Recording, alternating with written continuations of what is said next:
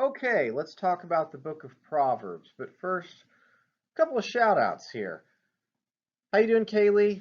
Hannah, hope you guys are doing well. Andrew, miss hearing from you guys.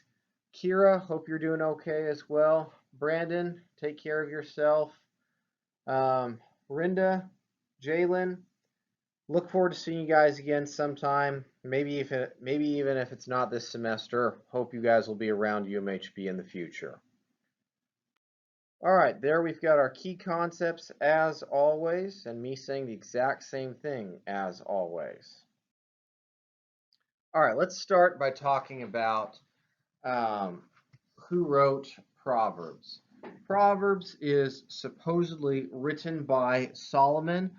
However, modern day scholarship has strongly suggested that at least that while some proverbs may have their origin with Solomon, um, the whole thing probably was not written by Solomon, very similar to the book of Psalms.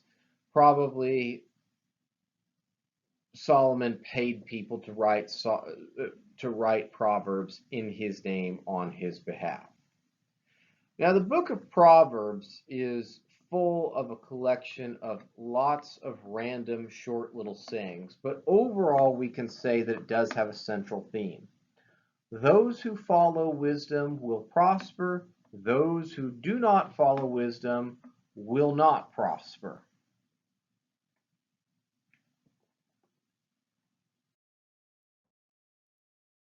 Now, the structure of the book of of the book of Proverbs can be divided up into three different sections.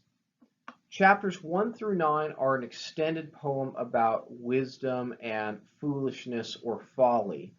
Then chapters 10 through 29 are the actual Proverbs of Solomon themselves. This is the short, simple sayings or aphorisms on how we should be wise, how we should live our lives.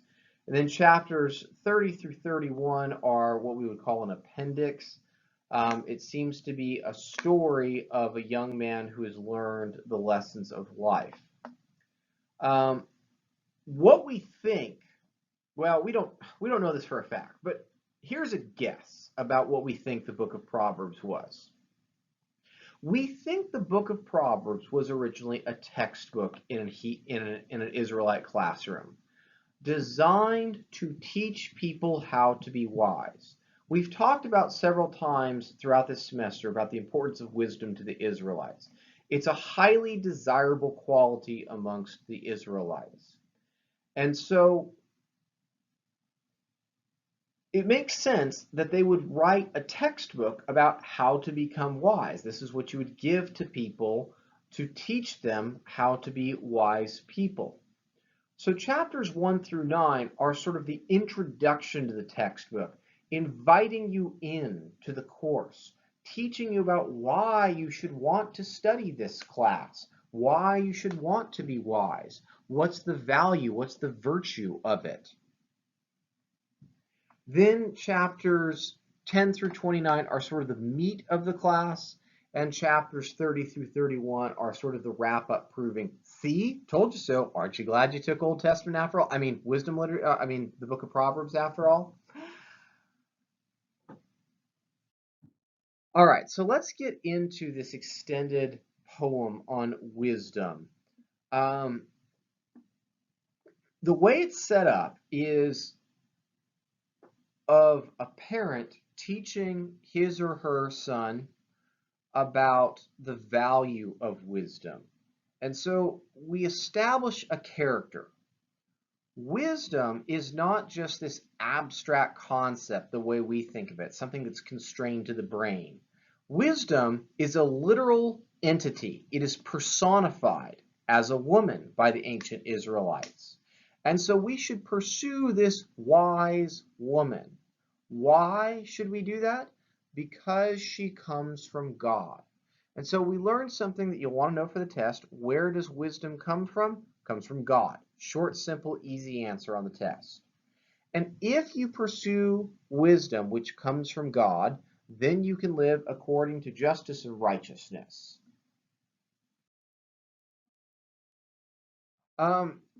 So we have a question here about, well, Doesn't the law teach you how to live in a just and righteous way as well? Why do we need wisdom literature?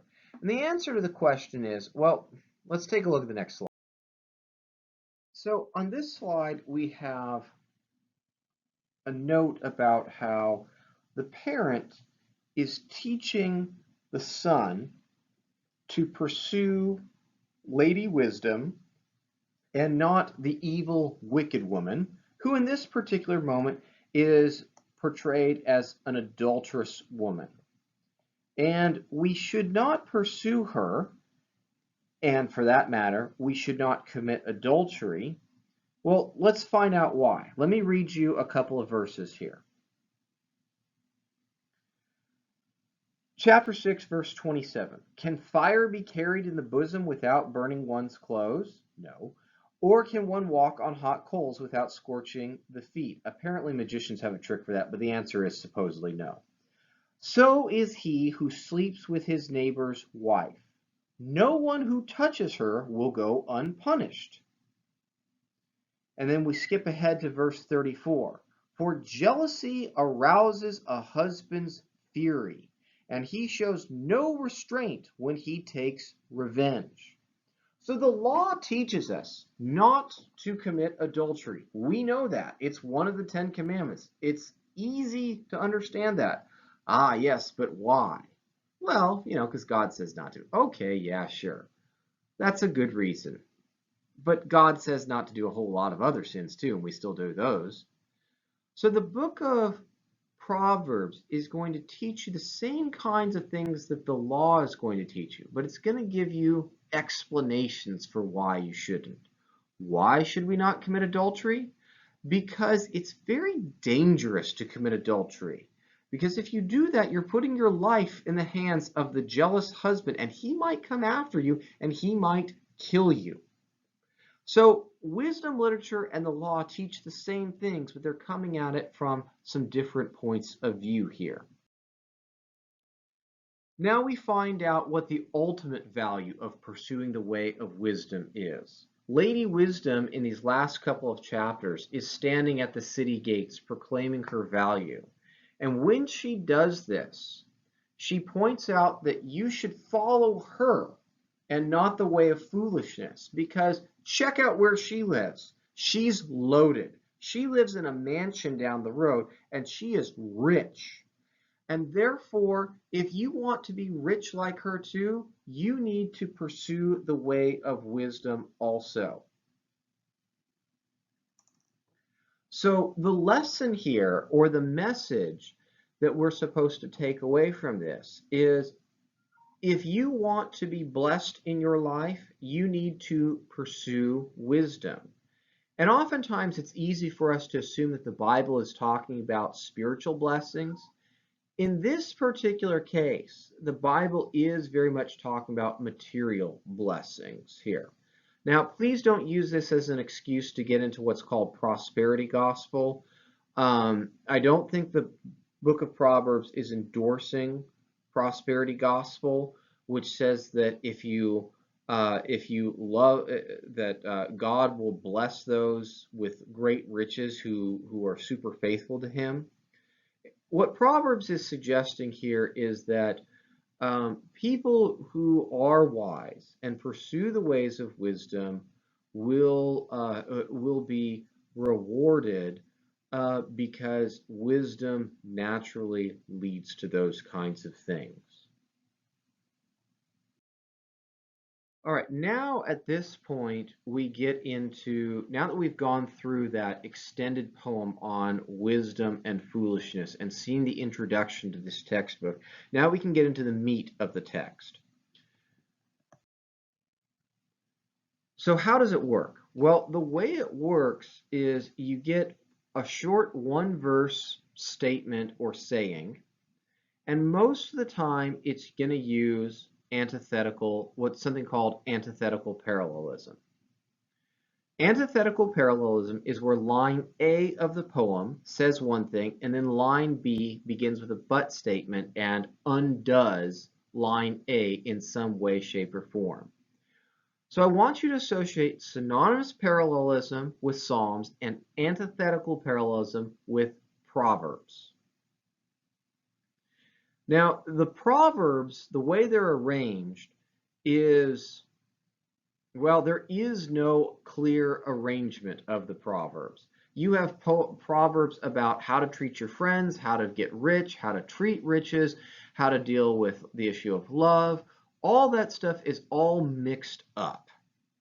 And since there doesn't appear to be any ordering or structure, unlike with the book of Psalms, it is probably appropriate to open up your book, the book of Proverbs, and just pick one at random and just choose to read that one. And you don't have to read the one that comes before it or the one that comes after it. So the reason why I assigned you chapter 15, which we'll look at on the next slide, is because I literally picked it at random. So at this point in the class, I like to ask students 2 questions. I like them to go through these 6 proverbs, which I picked out somewhat at random from chapter 15, which I also picked out somewhat at random, and just see if they all make sense. Usually most of them make sense to students, but sometimes they don't. The next thing that I like to ask students to do is whether they agree with all of these, proverbs. Now, it may feel weird to disagree with the Bible, but this is just an academic exercise. It's okay in this particular moment to disagree with the Bible just for a minute, just under the assumption that maybe you don't fully understand what's going on. So think about this for a second. Are there any here that you might disagree with? Hit pause on the video and work through them. All right, now that you've done that, the example I like to use is chapter 15, verse 22. Without counsel, plans fail, but with many advisors, they succeed. And I think I like to illustrate this humorously, but it doesn't work unless I have my expo markers and I can draw my silly stick figures and stuff like that. So you're going to have to suffer without it. But what we can see from this is if you take this literally and you just say, oh, well, I can just ask many advisors how to make my plans succeed. You just ask lots of random people what the best thing to do in any given situation is, and you'll be successful. And that's literally what the proverb is saying. And of course, we realize, well, that's just dumb. Because the point of the proverb is not so much about asking lots of people, it's about asking the right people. And it's also about knowing and understanding when you have too many advisors or too few advisors. The point here is to say that when you read through the book of Proverbs, the point of the proverb is not so much to memorize it, it's not to just be able to throw it out as a little quip to somebody and just mindlessly obey what it says. The point of the proverb is always to get you to meditate on the deeper meaning of what it's saying and to teach you how to use that proverb to act wisely in any given situation. And so, yes, if you want to do something, you should ask for some advice. But we should ask the right kind of people, and we should be careful about asking too many or too few people. Now, Proverbs 15:22 doesn't say all that, but a wise person would naturally understand that. So going back to the first question, do all these proverbs make sense? Maybe they do, maybe they don't. The point is not so much to come up with the definitive, absolutely correct interpretation of any one of these proverbs. The point is to spend some time thinking about it and see if that will teach you how to be a wise person. So, the big takeaway from this slide here is how should we read the Proverbs? This is what I want you to know for the test. What should we do with the Proverbs? And the point of the Proverbs is not to memorize them. The point of the Proverbs is to reflect on them, ruminate on them, and become wise from them. All right, hopefully all that makes some degree of sense. Usually my experience in class is it does, and I feel no need to continue on. And so I'm going to go ahead and stop this slideshow here because, hey, I've been at this for 15 minutes and I promise to keep these shorter. So I will say see you at the next nerd session. Bye.